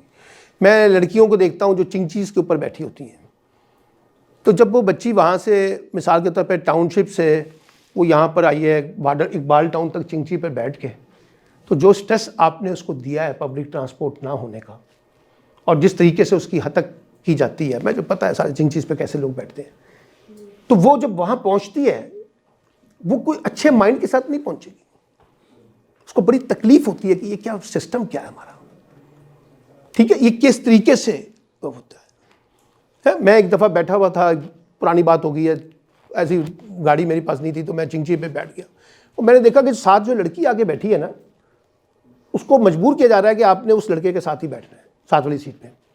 उसने कहा नहीं मैं नहीं बैठूंगी, तो उसने कहा कि फिर डबल किराया देना पड़ेगा, क्योंकि सीट आपके लिए, मैं अकेले के लिए नहीं खाली कर सकता, मैंने तो पैसे से कमाने हैं। तो ये जो स्ट्रेस है हमारे घर से निकलने से लेकर दफ्तर तक आने तक, यूनिवर्सिटी आने तक, ये खुद एक अच्छे खासे बंदे को जो बड़ा फ्रेश होकर घर से निकलता है उसे वहाँ पहुँचते पहुँचते डिप्रेस कर देता है। तो स्ट्रेस तो हमारा पीछा करता है, वो लॉजिस्टिक्स में भी करता है, वो इमोशंस में भी करता है, वो कॉन्फ्लिक्ट्स में भी करता है, वो आपकी वर्किंग के अंदर भी करेगा। आप आए बड़े अच्छे मूड में आए, बॉस ने आते ही आपके साथ मिसबिहेव करना शुरू कर दिया, तो आपका लेवल ऑफ स्ट्रेस डिफरेंट हो गया है। तो स्ट्रेस आपके साथ साथ चलेगा, पर्सनल, इमोशनल, प्रोफेशनल, हर तरह से चलेगा। आपने उसको डील कैसे करना है, उसको तरीक़ेकार आपको अडॉप्ट करने पड़ेंगे। कि स्ट्रेस को डील करने का तरीका ये है कि आपको 3 मैंने ऑप्शन बताए हैं कि विड्रॉल हो जाए, क्या कहते हैं, उस नेगेटिविटी की तरफ चले जाए, और एक उस तीसरा क्या बताया था, वायलेंस वाली इमोशंस की तरफ जाए। ये 3 इसमें से निकलना आपने, और अपने आप को रेलिवेंट बनाना है। स्ट्रेस का एक और बड़ा मसला ये होता है, आप रेलिवेंट नहीं होते, इसलिए आपको मेरी वजह से ना परेशानी का सामना करना पड़ता है। जब आप रेलिवेंट होंगे ना, मैं आपको तकलीफ नहीं दूंगा, क्योंकि मुझे पता है अगर आपको मैंने तकलीफ दी ना, आपने मुझे छोड़ के चले जाना है। आप रेलिवेंट हैं, आपको काम आता है, ऑफिशियल मैं बात बता रहा हूँ, ऑफिशियल टास्क में हम आपको, आप अपने पर्सनल फ्रेंड्स में भी देख लें, जो आपका बहुत क्लोज दोस्त होगा ना, आप उसको मनाने के लिए आखिरी हद तक जाते हैं। जो बहुत क्लोज नहीं होगा ना, निकाला जाए भाड़ में जाए, मुझे कोई ज़रूरत नहीं इसकी, लेकिन जो बहुत क्लोज होगा उसको आखिर तक मनाने जाएंगे, क्योंकि वो लगता है आपको रेलिवेंट है। तो जो भी चीज़ रेलिवेंट होगी ना उसको पीछा परसू करते हैं आप, वो उसके साथ आगे चलते हैं। तो ये चीज़ें हमें स्ट्रेस के अंदर देखनी पड़ती हैं, ठीक है, तो जिसको हम किस तरह से स्ट्रेस के अंदर चीज़ों को लेकर चलें। एक था सोशल नेगेटिविटी। देखिए सोशल नेगेटिविटी क्या है? अव्वल तो नेगेटिविटी ही गलत है, लेकिन ये भी इंसान की ज़िंदगी के साथ साथ चलती है। जहाँ पॉजिटिव एटीट्यूड है वहाँ नेगेटिव एटीट्यूड भी होते हैं। लेकिन सोशल नेगेटिविटी क्या है? आप लोगों को रिस्पेक्ट ना दें मजलिस में, चाहे वो फैमिली की मजलिस है, चाहे वो घर की मजलिस है, चाहे वो आपकी यूनिवर्सिटी की मजलिस है, चाहे वो आपके ऑफिस मजलिस है, और चाहे वो आपकी कम्युनिटी की मजलिस है। मसलन आपका छोटे लोगों के साथ बर्ताव क्या है, अपने मुलाजमीन के साथ क्या बर्ताव है, अपने जूनियर्स के साथ क्या बर्ताव है, ठीक है, अपने कम्युनिटी के अंदर लोगों के साथ क्या बर्ताव है। अगर आप एक दुकान के पास जाते हैं और अगर अच्छे बिहेव के साथ बात नहीं करते तो उसको लगता है कि यार ये सुपीरियर और इनसुपीरियर की डिबेट्स आ जाती है, ठीक है। तो सोशल नेगेटिविटी ये होती है कि एक तो ये कि आपने सबको रिस्पेक्ट देनी है, पहला प्रिंसिपल उसका ये है, आपने सबको रिस्पेक्ट देनी है। आप किसी के मज़हब की बेसिस पे, किसी के फ़िरके की बेसिस पे, किसी की बरादरी की बेसिस पे, किसी की अमीरी गरीबी की बेसिस पे, किसी की डिसेबिलिटी की बेसिस पे अगर आप लोगों को बिहेव करेंगे ना तो इसका मतलब है आप सोशल नेगेटिविटी को इनिशिएट कर रहे हैं। जब आप मुझसे मिसबिहेव करेंगे तो फिर मैं आपके बारे में कोई पॉजिटिव राय नहीं रखूँगा, है पहला सोशल नेगेटिविटी है। दूसरी सोशल नेगेटिविटी क्या है? आप लोगों को अप्रिशिएट ना करें। तनकीद तो बड़ी करते हैं आप, लेकिन लोगों को अप्रिशिएट नहीं करते, ठीक है। लोगों की विशेस के ऊपर उनको विशेस नहीं करते। अगर आपको पता चले कि किसी की बर्थडे है तो आप उसको बर्थडे विश ना करें। अगर आपको पता चले उसने इम्तिहान में कामयाबी हासिल की है, आप उसको विश ना करें। आपको लगे कि उसने फला जगह पर कामयाबी हासिल की है, आप उसको विश ना करें। और जब मैं कामयाबी हासिल करता हूँ और चारों तरफ से मुझे विशेस ना आए तो मुझे अंदर तो फिर एक लावा पकता है ना उन लोगों के बारे में कि मैं जिनसे एक्सपेक्ट कर रहा था इन्होंने मुझे तारीफ़ नहीं की, इन्होंने मेरी तौसीफ़ नहीं की है। एक फ़िल्म है थपकी, पुरानी फ़िल्म है, नहीं एक तो है ना हिचकी, एक हिचकी है, एक नहीं थपकी। उसने कहा कि इंसान बुनियादी तौर पर एक थपकी का मोहताज होता है। वेल डन, शाबाश, एक जोर से थपकी दी उन्होंने, तारीफ की। तो बाज़ औक़ात इंसान खड़ा हो जाता है उस थपकी से, ठीक है ना। तो बाज़ औक़ात हम वो सोशल नेगेटिविटी में दूसरा कॉन्टेक्स्ट ये करते हैं कि लोगों की जो अचीवमेंट्स हैं उनको सेलिब्रेट नहीं करते। तो ये सोशल नेगेटिविटी का दूसरा काम है। सोशल नेगेटिविटी के अंदर तीसरा एलिमेंट ये है कि हम बुग़्ज़ में, तासुब में, चुगलखोरी में, लड़ाई झगड़ों में उलझे रहते हैं और ख़ुद भी उलझते हैं, दूसरों को भी उलझाते हैं, क्योंकि हम ना किसी को खुश देख नहीं सकते, किसी को खुश देख नहीं सकते, ठीक है। तो जब आप किसी को खुश नहीं देख सकते ना तो फिर आप दूसरों को जो लोग खुश हैं उनको ख़राब करने की कोशिश करते हैं। तो मैं कहता हूँ देखो यार, अच्छा भला मैं बैठा हुआ था, इसको क्या तकलीफ़ क्या है, इसको मसला क्या था, क्यों इसने इस तरह से बिहेव किया है, क्यों इसने इस तरह से रोल प्ले किया है। तो ये भी सोशल नेगेटिविटी है कि आप एक दूसरे की जो सोशल एक्सेप्टेंस है उसको कबूल नहीं करते। अगर मैं किसी के साथ बैठा हुआ हूँ तो आपका क्या मसला क्या है, कोई मेरे साथ बैठा हुआ है तो आपको क्या मसला क्या है। हमें बस उस वक्त जो है ना ऐसी ऐसी शानदार कहानियाँ अंदर से हम पैदा करते हैं और ताल्लुकात ऐसे शानदार निकालने की कोशिश करते हैं नेगेटिविटी की बेसिस पे, ताकि उसको प्रोपेगेट किया जाए, उसको स्कैंडलाइज किया जाए, उसको फना किया जाए। तो वो भी एक सोशल नेगेटिविटी के अंदर आ जाता है। चौथा इसमें सोशल नेगेटिविटी ये है कि आप लोगों को एक ख़ास ऑब्जेक्टिव के तहत उनकी कैरेक्टर एसिनेशन करना शुरू कर दें। और यार रहते है ही बंदा है चवल जा, ये तो है ही झूठा, ये तो है ही ऐसा, ये तो है ही ऐसा। वो है या नहीं है इससे बहस कतई नज़र, आपने उसके बारे में इमेजेस जो है ना उसके बनाने शुरू कर दिए। तो आप मुझे कहती मैं तो बहुत अच्छा हूँ या बहुत अच्छी हूँ, मैं कहता हूँ तुम कहाँ से अच्छी होगी, तुम कहाँ से अच्छे हो गए हो, वो देखो फलां मिला था सुहेल या वो फलां मिली थी रिहाना, वो तो तुम्हारी इतनी बुराइयाँ कर रही थी। अब आपको लगा कि यार ये कितनी अजीब लड़की है यार, इसने मेरे बारे में जाके वहाँ फलां ऐसी जगह पे बात कर दी है, ये फलां लड़के ने बात कर दी है। तो ये भी एक सोशल नेगेटिविटी के कॉन्टेक्स्ट है। सोशल नेगेटिविटी में ये भी आता है कि आपका बिहेवियर, आपका एटीट्यूड, आपके ड्रेसिंग, आपका वे ऑफ टॉकिंग, आपका वे ऑफ मिलना, आपकी सोशलाइजेशंस के क्या वैल्यूज़ हैं। हम कहते हैं बाजू का देखो कितनी बदतमीज़ लड़की है, किस तरह से बैठी हुई है, देखो ये कितना बदतमीज़ लड़का है, किस तरह से बैठा हुआ है। क्योंकि हमें एक प्रॉब्लम आता है, आप किसी कमरे में बैठे हुए ना उसका डेकोरम कुछ और होगा, आप अपने घर में बैठे हुए ना उसका डेकोरम कुछ और होगा, लेकिन जब आप पब्लिक में है ना सर तो उसका डेकोरम कुछ और होना चाहिए। पब्लिक वाला डेकोरम वो नहीं हो सकता जो आप घर में बैठे हुए डेकोरम के साथ जा सकते हैं, उसका फ़र्क होना चाहिए, ठीक है ना। तो हमें आज भी ना पब्लिक के अंदर बैठने की तमीज़ नहीं है, लोगों में बैठने की तमीज़ नहीं है। हम इस अजीब व गरीब अंदाज से बैठते हैं, हाँ, अजीब व गरीब हम ड्रेसिंग करते हैं, अजीब व गरीब हम चीज़ों को उस तरह से करते हैं, तो लोग उसको सोशली जो है ना, उन्होंने अपने माइंडसेट बनाए होते हैं ना पहले से, तो उन्होंने आपको बनाया होता है, ठीक है। अब एक ज़माना था, मतलब मैं 70s 80s की बात करूं, तो लड़कियों का जीन्स पहनना हमारे यहाँ तो बिल्कुल उसकी इजाज़त ही नहीं थी, तसव्वुर भी नहीं किया जा सकता था। तो जो लड़की जीन्स पहन के आती थी, हम फौरी तौर पे कहते थे लड़की ख़राब है, इस हद तक के इमेजेस होते थे। आज वो चीज़ें टूट गई हैं ना, आज उसकी सोशल एक्सेप्टेंस डिफरेंट हो गई है। तो आज भी अगर हम वो पुराने एटीट्यूड के साथ चलेंगे, सोशल नेगेटिविटी इस्तेमाल करेंगे, ये कह देना कि जी जिसने बुरखा किया हुआ है वो बस सबसे अच्छी होती है, जिसने बुरखा नहीं किया होता वो सबसे बुरी होती है, जिसने दाढ़ी रखी होती है वो सबसे अच्छा होता है, जिसने दाढ़ी नहीं रखी होती वो सबसे बुरा होता है, ये तो मिथ सब फेल हो गई है। क्योंकि अच्छी और बुराई इसका ताल्लुक ना बुरखे से है ना दाढ़ी से है, इसका तो आपके अपने बिहेवियर से है। आपका बिहेवियर क्या है, वो कितना अच्छा है और कितना अच्छा नहीं है। तो ये जो सोशल नेगेटिविटी है, इससे बचने का एक तरीका तो ये है कि आप अपने आप को पॉजिटिविटी की तरफ लेके जाएं और पॉजिटिव एटीट्यूड के साथ लोगों के साथ बिहेव करें, एक बात। दूसरा, सोशल नेगेटिविटी अगर आपके पास आ रही है तो उसमें उलझना नहीं है, उसको क्या करना है, पास करना है। जैसे क्रिकेट में गेंद ना खेलने वाली गेंद हो ना, तो उसको लेफ्ट कर देते हैं, लेफ्ट कर देते हैं कि मैंने नहीं खेलनी, खतरनाक बॉल है। तो ये जो सोशल नेगेटिविटी आपके पास आ रही है ना, उसको लेफ्ट करना सीखें। हर चीज़ का रिस्पॉन्स ना करें, हर चीज़ पे जवाब नहीं देते, कुछ चीज़ों को बस सह जाते हैं, कुछ चीज़ों को बस डाइजेस्ट कर जाते हैं, कुछ चीज़ों पे बस खामोशी इख्तियार करनी पड़ती है, कुछ चीज़ों में सिर्फ रास्ते बदलने पड़ते हैं, कुछ चीज़ों में सिर्फ ताल्लुकात को अलहदा करना पड़ता है। क्योंकि वो सोशल नेगेटिविटी आपके ऊपर इम्पैक्ट डालेगी ना, और आपको समझ आ गई है कि ये सोशल नेगेटिविटी है तो आपको अवॉइड करना है ना सारे काम को। तो पहले तो ये समझ लें कि सोशल नेगेटिविटी क्या है। सोशल नेगेटिविटी है जो आपकी पर्सनैलिटी को डैमेज करे, जो आपके इमेज को डैमेज करे, जो आपकी पर्सनैलिटी के ऊपर लोगों के अंदर सवालात को पैदा करे नेगेटिव, जो आपके इमेजेस को नेगेटिव बनाए। अब कहते हैं देखो कितना अच्छा बच्चा है, कितनी अच्छी बच्ची है, देखो वो जो इमेज बना हुआ है वही इमेज हम चाहते हैं सारी ज़िंदगी। तो उस इमेज को मेंटेन करने के लिए आपको सोशल नेगेटिविटी को काउंटर नैरेटिव के साथ बिल्ड करना है। ये हमेशा कहा जाता है कि एक नैरेटिव है सोशल नेगेटिविटी का, तो उसका काउंटर नैरेटिव क्या है। काउंटर नैरेटिव ये है कि उसको हमने पॉजिटिव नैरेटिव के साथ कैसे बदलना है। एक ने गाली दी है तो आप खामोश हो जाए, एक ने आपके साथ मिसबिहेव किया तो आप ज़रा खामोश हो जाए।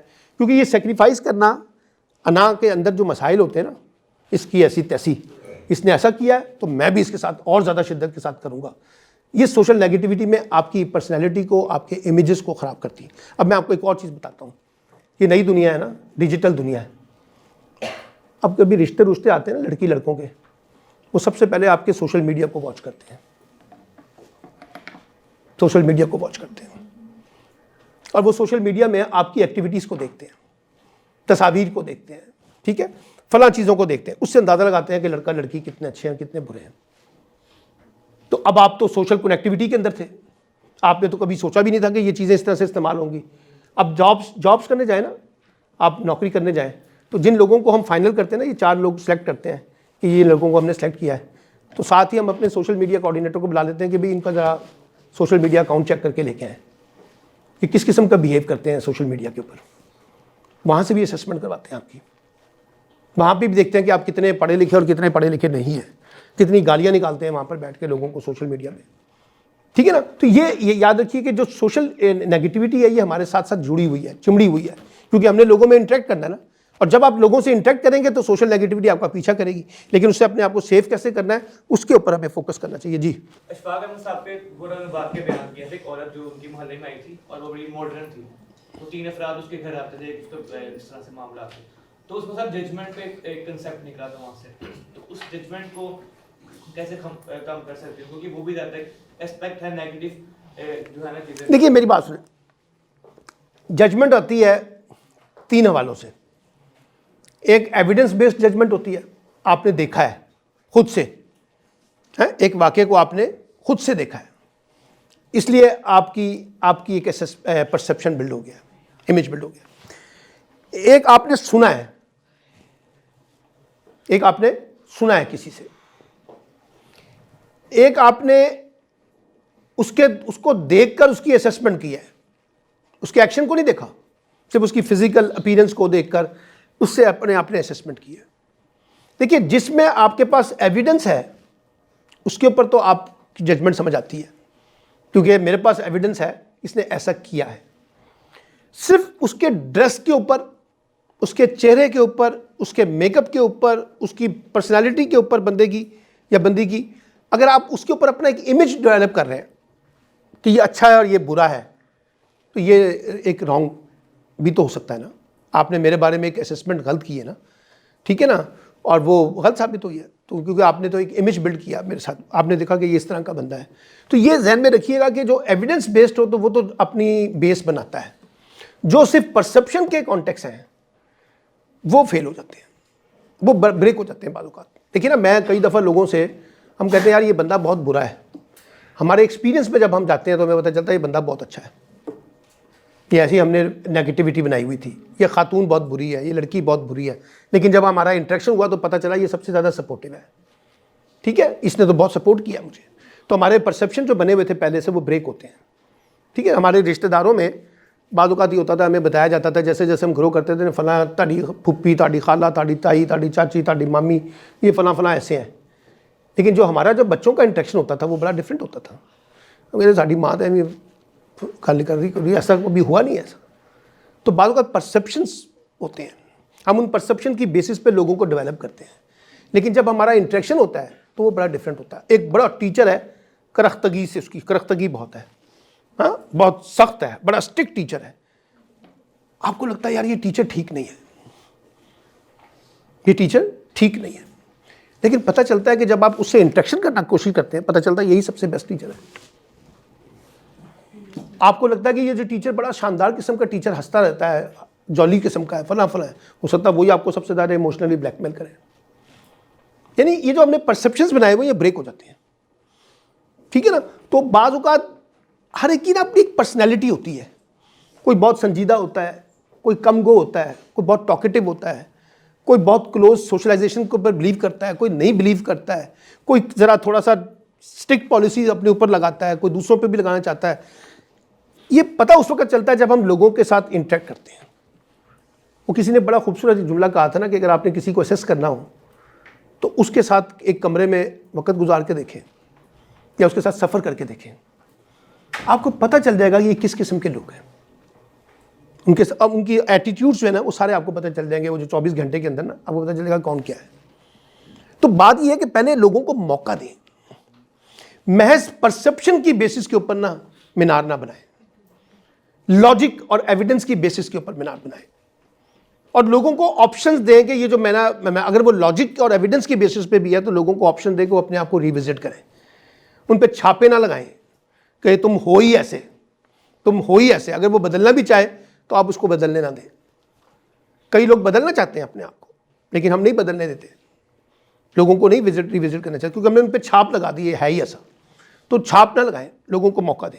लेकिन महज किसी, ये जो हमारे यहाँ मीडिया का जो सारा डिबेट है कि प्रोपेगेंडा बहुत है ना, प्रोपेगेंडा बहुत है, और वो प्रोपेगेंडा एविडेंस कोई नहीं है, और उस प्रोपेगेंडा की बेसिस पे हम कही जा रहे हैं ये बंदा ऐसा, ये बंदी ऐसी, ये बंदा ऐसा, ये बंदी ऐसी है। या उसकी मेकअप देख के लगता है वो ये तो कुड़ी जड़ी ना बड़ी मॉडर्न है, ये बंदा जो है जिसने जिस किस्म के कपड़े पहने हुए ये तो इस तरह का बंदा है। लेकिन जब मिलते हैं तो पता चलता है कि उससे ज़्यादा आजिज़ कोई नहीं है, उससे ज़्यादा मिलनसार कोई नहीं है, उससे ज़्यादा कोई नहीं है।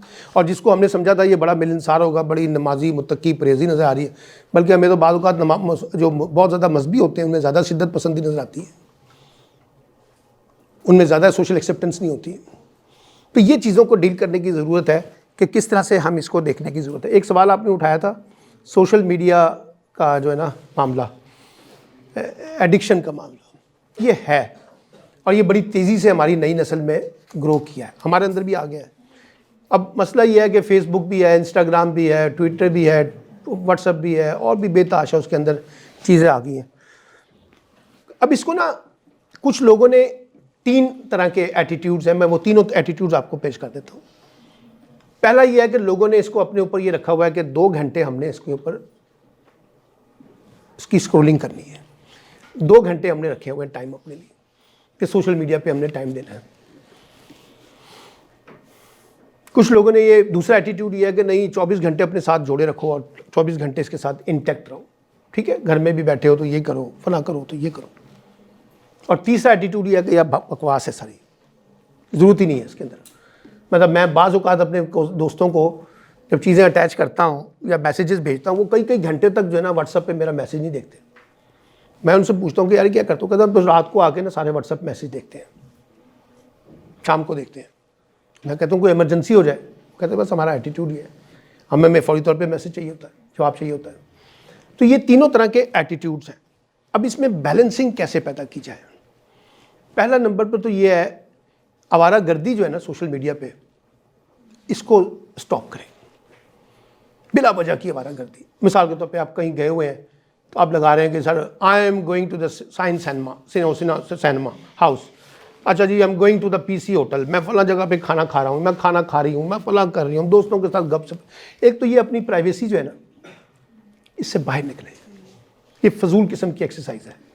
आप कभी मेरी सोशल मीडिया पे आप मुझे देखेंगे, मैंने कभी अपना इस तरह की कोई चीज़ नहीं करता, पसंद ही नहीं करता। दूसरे नंबर पे ये है कि आप अगर सोशल मीडिया को लेना चाहते हैं तो 2 घंटे 3 घंटे लगाएं और सोशल डिबेट जनरेट करें। ये जो सारे सवाल अभी आप मुझसे रेज़ कर रहे हैं, ये सवाल अपने अपने छोटे छोटे उसमें डालें ना डालें सवाल, और देखें लोग क्या नीचे जवाब देते हैं, लोग किस तरह से डिबेट को जनरेट करते हैं। तो सोशल मीडिया पे डिबेट जनरेट करने के लिए आप अपनी स्पेस क्रिएट तलाश करें, अपने ब्लॉगर्स बनाने की कोशिश करें, अपने छोटे छोटे वीलॉग्स बनाने की कोशिश करें 2-2 3-3 मिनट के, उसके अंदर ये सारे सवालात रेज़ करें। तो अच्छा, नई अपॉर्चुनिटीज़ तलाश करें, नए एवेन्यूज़ तलाश करें, नई सोशलाइजेशन तलाश करें। तो ये समझना नहीं है, करें इसको जितना इस्तेमाल करते हैं। और वैसे भी मैं तो कहता हूँ बच्चों को ज़्यादा से ज़्यादा डिजिटलाइजेशन की तरफ जाना चाहिए। उसकी वजह यह है कि दुनिया सारी डिजिटलाइजेशन की है, सारा काम ही डिजिटलाइजेशन पे चला गया है, हर काम डिजिटलाइजेशन के बगैर है ही नहीं, सर्वाइवल ही नहीं है आपका। तो वो उसको सीखना एक और चीज़ है। उसके अंदर एडिक्शन जो है ना, मिसाल के तौर पे आपने फैमिली टाइम रखा हुआ है, उसको फैमिली टाइम में एंजॉय करें। आपने अपना पर्सनल टाइम रखा हुआ है, उसको पर्सनल टाइम में एंजॉय करें। आपके दोस्तों का टाइम है, उसके दोस्तों का टाइम। मुझसे बहुत से लोगों का गिला होता है, यार तुम आके बैठे हो और अभी दोस्ती गप्पे हो रही हैं, फिर तुम अपना मोबाइल चेक कर जा रहे हो। लोग हमसे गिला करते हैं, ठीक है यार फ़ोन क्यों उठा रहे हो, यार छोड़ो, बंद कर दो फ़ोन थोड़ी देर के लिए, 2 घंटे के लिए बंद कर दो। तो ये जो टाइम्स हैं आपकी लाइफ के एंटरटेन के, आपके पर्सनल टाइम्स हैं, उसको अब देखिए ना, ये हमारे एक बड़ी हो गई है कि घर के अंदर ही 6 लोग बैठे हुए हैं और सामने वो देख रहे हैं, जो भी फिल्म भी देख रहे हैं, बैठे हुए हैं, गॉसिपिंग कर रहे हैं और सब अपने अपने मोबाइल पे लगे हुए हैं। यही है ना। और वैसे गिला है हमें कि जी हम लोग हमसे बात नहीं करते, भी जो बैठे हुए हैं वो बात करना चाहते हैं, वो उनसे बात नहीं करते। तो ये एडिक्शन तो बहरहाल एक बुरी चीज़ है, ये नहीं होनी चाहिए। लेकिन इसको इस तरह से आर्टिकुलेट कर लें कि आप इसका इस्तेमाल इतना पॉजिटिव करें कि जो आपकी लाइफ के अंदर आपके इमेज को भी ठीक रखे और आपके लिए नई अपॉर्चुनिटीज़, नई लर्निंग मेथडोलॉजीज़ जो है ना, उसको भी डेवलप करें। तो फिर आप इससे बच सकते हैं। एडिक्शन जो है वो किसी भी चीज़ की हो, मतलब एक बंदे को चाय पीने का बहुत शौक है, वो दिन में 12 कप चाय पीता है, एडिक्शन है। बैलेंस तो ये कहता है 2 से 3 से ज़्यादा नहीं होना चाहिए, ठीक है ना। एक बंदे को एडिक्शन है, हमारे यहाँ वॉक करने आते हैं लोग, वो 6-6 चक्कर लगाते हैं। मैं उनसे कहता हूँ कि ना करो यार, ये तुम्हारी एज नहीं है, अब ये ज़्यादा हो जाएगा। वो कहते नहीं, हमें तो नशा है। तो नशा तो हर चीज़ का हो सकता है, एडिक्शन तो हर चीज़ की हो सकती है। पढ़ाकू है, पढ़ने का बड़ा शौक है, खेलता कूदता कोई नहीं है, एक्सरसाइज कोई नहीं करता, तो पढ़ाकू के चक्कर में बीमार हो जाता है। तो ये जो एडिक्शन है किसी भी चीज़ की, वो आपकी ज़िंदगी में जो बैलेंसिंग है ना, वो पैदा नहीं करती। अब आपको लगता है कि ये सोशल मीडिया पे इस वक्त एडिक्शन हुई भी ना, ये आपकी लाइफ को बैलेंस नहीं कर रही। ये लग ही नहीं रहा कि आप बैलेंसिंग में हैं, आप इंजॉय नहीं कर रहे लाइफ के साथ हैं, आप अपने आप को, जो आपके साथ रिश्ते हैं उनके साथ इंसाफ नहीं कर रहे हैं। तो इन चीज़ों को भी देखने की ज़रूरत है कि किस तरीके से आप इसको लेके चलना चाहते हैं। एक चीज़ आपने कही थी पोलराइजेशन, ये बहुत ज़्यादा इम्पॉर्टेंट है आज के दौर में, क्योंकि सोसाइटी बहुत ज़्यादा पोलराइज्ड हो गई है। हमने अपने अपने हीरो बनाए हुए हैं, अपने अपने लीडर बनाए हुए हैं, अपनी अपनी जमातें बनाई हुई हैं, अपने अपने दोस्त बनाए हुए हैं, जो भी हमने किए हुए। हम उस सोच में, उस फिक्र के अंदर न कैद हो गए। एक तो प्रॉब्लम यहाँ से आता है जब हम समझते हैं कि सिर्फ मेरा सच मुकम्मल सच है और दूसरे का सच झूठा सच है। डिबेट यहाँ से शुरू होती है, लड़ाई यहाँ से शुरू होती है पोलराइजेशन की, कि आप दूसरे को ओन नहीं करते, दूसरे के सच को ओन नहीं करते। अगर वो नवाज शरीफ साहब को वोट देता है तो उसको रिस्पेक्ट दें, अगर वो इमरान खान को वोट देता है तो रिस्पेक्ट दे, ये पटवारी बनाना, ये यूथिया कहना, ये फलां कहना, मजाक उड़ाने, ये सब बकवासियात है। ये सोसाइटी के अंदर पोलराइजेशन को जनरेट करते हैं, ठीक है। इसी तरह से तासुब के साथ बात करना, किसी की कैरेक्टर एसिनेशन करना, किसी के मजाक उड़ाना, किसी की तज़हीक करना। देखिए एक है लफ्ज़ है क्रिटिकल थिंकिंग की आपने बात की थी ना, एक है क्रिटिसिज्म, एक है तज़हीक करना किसी का। तनकीद और तज़हीक के दरमियान फ़र्क है। आप मुझ पर तनकीद करें मैं माइंड नहीं करूँगा, आप मेरी तज़हीक करेंगे तो मैं माइंड करूँगा। आप मेरे पर्सनल चीज़ों पे जाके अटैक करेंगे तो मैं माइंड करूँगा। अगर आप इश्यूज़ के ऊपर बात करेंगे तो मैं शायद माइंड ना करूँ, क्योंकि आपकी सोच मेरी सोच है। वो जॉन एलिया कहता है ना, आओ इख्तलाफात पर इत्तफाक कर लें, यानी आपका मेरा इख्तलाफ रहेगा लेकिन ये इत्तफाक भी तो होना चाहिए ना कि हम इकट्ठे रह सकते हैं, हम इकट्ठे चल सकते हैं, हम इकट्ठे बैठ सकते हैं, हम कैसे गपशप कर सकते हैं, हम ये सब कुछ कर सकते हैं। जैसे हमारे यहाँ 5 बहन भाई जो है वो एक जैसे नहीं होते, पाँचों बहन भाइयों की सोच मुख्तलिफ होती है, लेकिन इकट्ठे रहते हैं ना। जिनसे शादियाँ होती हैं वो 2 मुख्तलिफ सोच के लोग होते हैं, इकट्ठे रहते हैं ना, कई कई दहाइयों तक इकट्ठे रहते हैं। तो इसका मतलब है कि आओ इख्तलाफात पर इत्तफाक कर लें। तो ये जो पोलराइजेशन है इसमें 3 चीज़ें बस मैटर करती हैं। नंबर 1 सोशल एक्सेप्टेंस, आप एक दूसरे को एक्सेप्ट करें, वो जैसे भी हैं उनको एक्सेप्ट करें, उनकी वैल्यूज़ को एक्सेप्ट करें, उनकी पॉलिटिकल थॉट को एक्सेप्ट करें, अच्छी लगती हैं बुरी लगती हैं छोड़ दें इसको, ठीक है, उसको एक्सेप्ट करें। जब ये इमरान खान साहब कहते थे ना मौलाना फजल रहमान को डीजल, तो मैंने एक दफ़ा उनको खान साहब को कहा, मैं कहा इमरान साहब आप ज़्यादती करते हैं, क्योंकि मेरा उनके साथ रब्ता रहता था बतौर जर्नलिस्ट। तो मैं उनको कहता था खान साहब आप ये ज़्यादती करते हैं, बच्चों के ना मिजाज ख़राब हो जाएंगे डीजल कह के। वो इमरान खान साहब ने कोई तवज्जो नहीं दिया, वो इसी तरह करते थे, ठीक है ना। फिर उनके बारे में भी जो कुछ हुआ माशाल्लाह अब वो भुगत रहे हैं जो कुछ हो रहा है। तो कहने का मतलब है कि ये चीज़ें देखने की ज़रूरत है। बज़ाहिर खड़े होकर किसी पे तनकीद करना, बज़ाहिर किसी के ऊपर तनकीद करना, बज़ाहिर किसी के ऊपर किसी की तज़हीक करना, और बज़ाहिर किसी का मजाक उड़ाना, बज़ाहिर किसी के मज़हब के ऊपर, उनकी बरादरी के ऊपर, उनके फ़ना के ऊपर चीज़ों को करना, मैं ये समझता हूँ कि ये मसाइल पैदा करते हैं। तो अगर आप पोलराइजेशन से बचना चाहते हैं तो इसका सबसे अच्छा वे आउट ही होता है कि आप अपने अंदर एक बैलेंसिंग पैदा करें, लोगों को रिस्पेक्ट दें, उनके थॉट्स को, उनकी सोच को, उनके ख्यालात को, उनकी फ़िक्र को। अगर आप दूसरों को रिस्पेक्ट देंगे तो दूसरे आपको रिस्पेक्ट देंगे, लेकिन अगर आप उनको रिस्पेक्ट नहीं दे रहे हैं तो फिर वो भी आपके साथ वही सलूक करेंगे जो इस वक्त हम देख रहे हैं, मंजरनामा एक दूसरे के ख़िलाफ़ जो बहुत ज़्यादा इश्तियाल अंगेज़ी नज़र आती है। और एक आखिरी बात मैं आपको कहना चाहता हूँ, क्योंकि आप सब लोग सोशल मीडिया को इस्तेमाल करते हैं, कभी सोशल मीडिया पे अपने ख़यालात में नेगेटिविटी रिफ्लेक्ट ना करें। ये आपके इमेज को बिल्डोज करती है। ये आपको वक्ती तौर पे उसका फ़ायदा ज़रूर होता होगा, किसी की मोहब्बत में, किसी की नफ़रत में, लेकिन ये आपको बिल्डोज करती है, आपकी पर्सनैलिटी को, आपके इमेज को। देखिए बोलना और लिखना, जब आपने लिख दिया ना वो आर्काइव हो गया, जब आपने बोला तो वो आर्काइव हो गया। देखा आपने टॉक शो के अंदर वो आपकी पुराने क्लिप्स निकाल के दिखाते हैं कि देखें सर आपने ये कहा था, आपने ये कहा था, आपने ये कहा था। तो इसलिए वो एक आखिरी बात इस पे कह के ख़त्म करता हूँ। बुज़ुर्ग कहा करते थे पहले सोचो फिर तोलो फिर बोलो। अब हम पहले बोलते हैं, फिर सोचते हैं और फिर तोलते हैं।